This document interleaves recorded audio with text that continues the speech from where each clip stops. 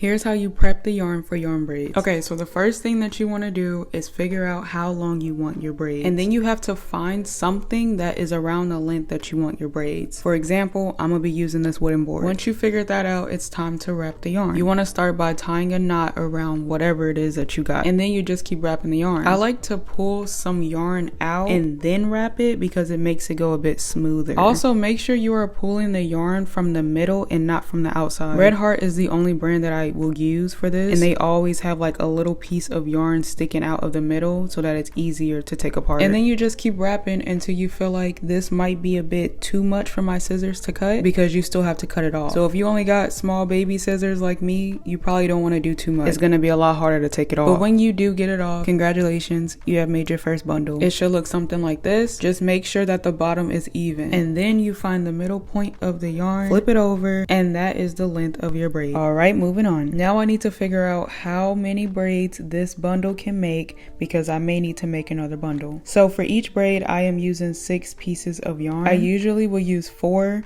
but I wanted them a little bit thicker, so I'm using 6. And this is why I will always say to pre-prep your hair before you do this. That way you can know how many braids you are going to need. This bundle only gave me 21 braids, and I needed 28 for the front of my hair, so I had to make a second bundle. Now really quick, I'm going to show you how to install the yarn braid. Take the yarn and a pre-parted piece of hair like this and go over your hair. Now you technically have 3 strands of hair, and then you just braid it. It's simple.